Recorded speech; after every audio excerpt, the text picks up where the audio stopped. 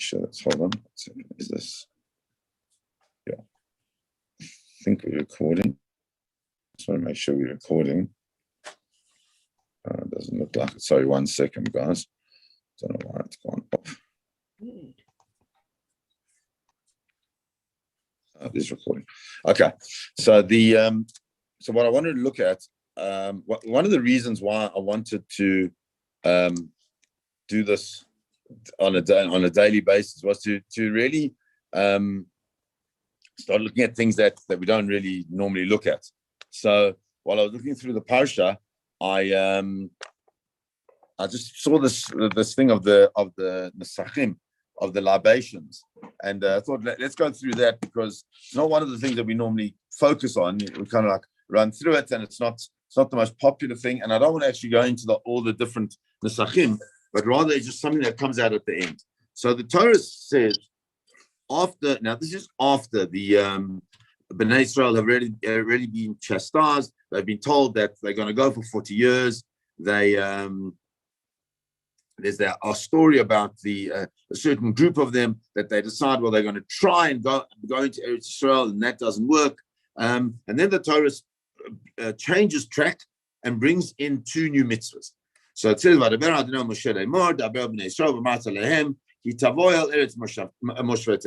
when you come into the land, or where you're supposed to dwell, which I've given you, and go through all the different korbanot. Then it says that when you do that, you have to bring that you have to bring a yain lanesech. You have to bring this wine for the libation. What is this wine all about? So we see that wine is always plays a role in bringing. Says that wine always plays a role in somehow breaking down certain barriers. And the barrier that they're breaking down now is that all of a sudden, for the first time, Bnei Israel have to realize that one of the things that they need to do in their korbanot is to find favor in the eyes of HaKadosh Baruch Hu. And one of the ways that you do that is by bringing the wine. We said that that during the time of Chevel, of Noach and of Avram, all these times they always brought these beautiful korbanot, and those came up as a reach nichoach to Hashem, as with this favorable aroma.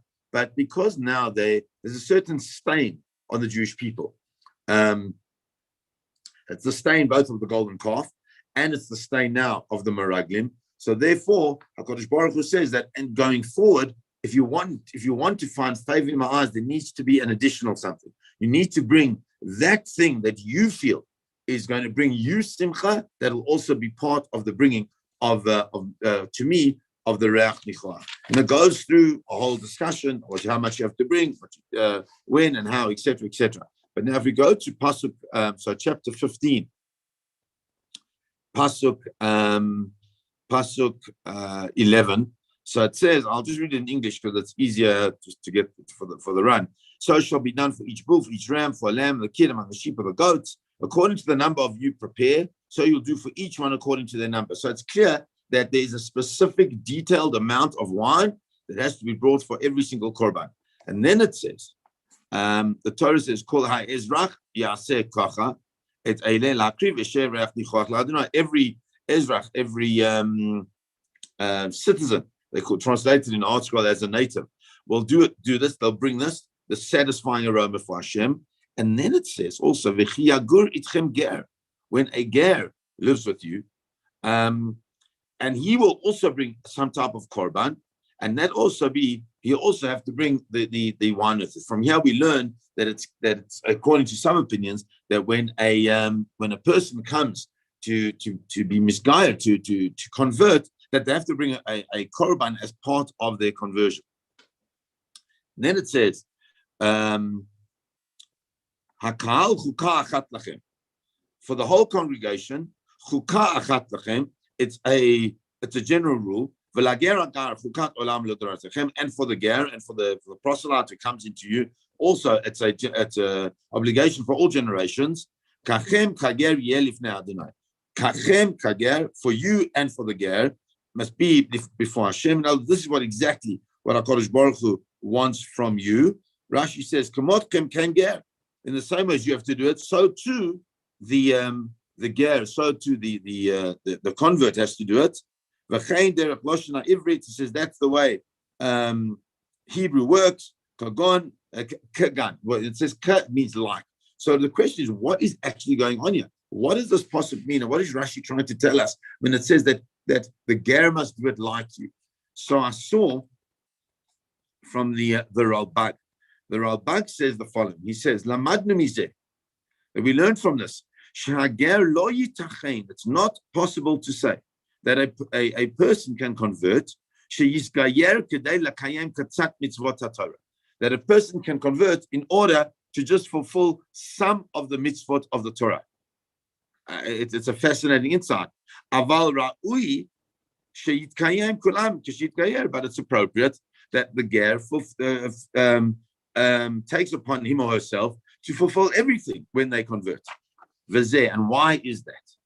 Ki ha'Torah hi nimus achat shalem.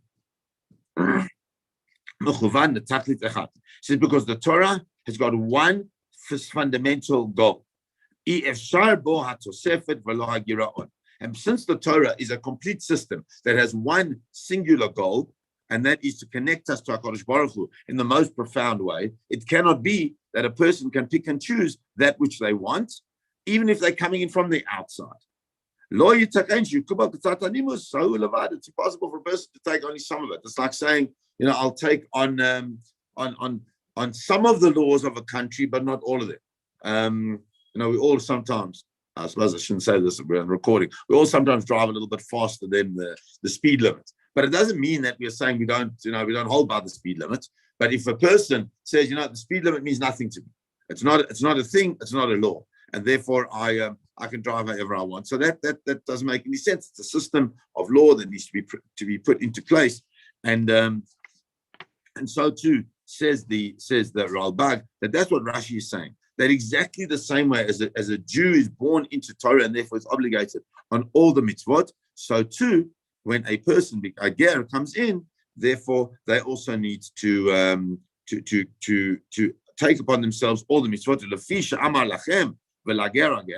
And the fact that it says to you and for the ger, it's talking about at the time when the ger is becoming Jewish, because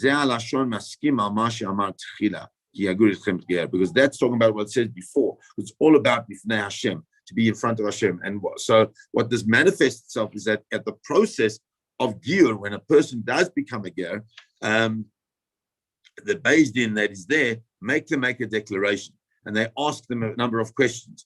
Are you going to do this? Are you going to do that? Are you going to do that? And then they take a blanket question, and the blanket question is, are you going to keep all the mitzvot? Are there any mitzvot that you're not taking upon yourself? And it's clear that that's where it's from. Because why? Because it has to be that the ger has to take on everything in order to ensure the integrity of the system of Torah. Then carries on the pasuk and says, Torah achat mishpat echad yileh lachem. Torah achat, a singular Torah, or mishpat echad, and a singular law, a singular judgment must be for what? Yelachem, for you, meaning for those of us who are born as Jews, and also for the ger who comes into it. So it says the Netziv that what is Torah that we're talking about? He says Horaot shemosifim chachmei kol dor nikra Torah. What is Torah? Torah is not obviously everyone has to keep the Torah. I mean, that's a given. But what is the Torah that we're talking about? So we know that in every generation, explains the Netziv, that there are going to be certain specific issues that come up that are not directly dealt with in the words of Torah, in the words of Chachamim from the ages. So even you can just take COVID as an example. There's so many issues that we have to deal with that we don't find the direct reference to those things. How do we deal with Safek Sakana?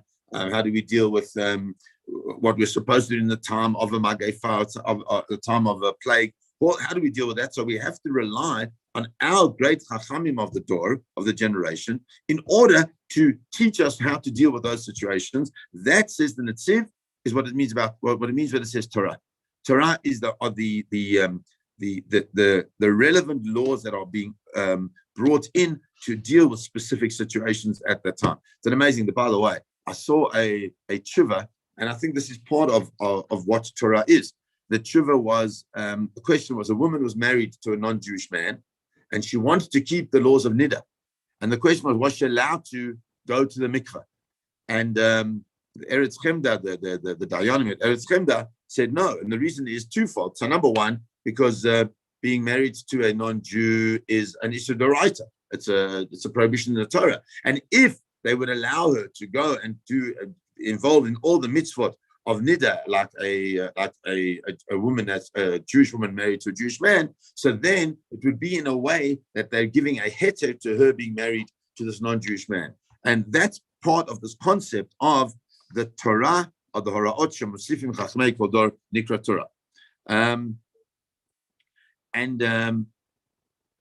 Then there's also this concept of mishpat. So what's mishpat? Mishpat is the thing that are not written. Mishpat tzedek mitzad seichel.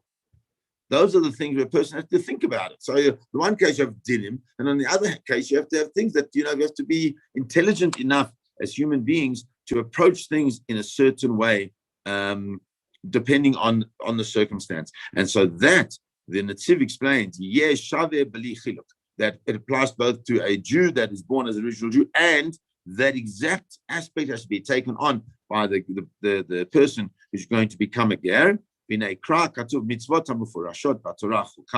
So the participles, things that are specifically written in the Torah, not Torah, but they call them chukim. Why is that? Because even though, and this is the key, all the mitzvahs that are written in the Torah may have a reason for them, mikol makom. Nonetheless, even when there's no longer our understanding of the reason is no longer applicable, nonetheless the mitzvah still stands. And that's why every mitzvah in the Torah, says the Netziv, that's written in the Torah, the Torah refers to it as a chukah. Chukah mean, the way we understand the word chok, are mitzvahs that have no meaning. But the mitzvahs do have meaning, but that's not the point. We don't do the mitzvahs because of the meaning. We do the mitzvot because we understand that is the will of the Ribono Shel Olam. He says, and that's where really what this end part is all about, is that the connection with HaKadosh Baruch Hu as part of the reach nichoach, the sweet smelling of the korbanot that this whole paragraph began with, is about desiring to connect to HaKadosh Baruch Hu in the way that He wants us to connect with Him, not the way that we feel it's appropriate for us to connect. Let's stop there, and please God, we'll continue tomorrow. Have a wonderful day, everybody. Thank you. Thank you so much. You too.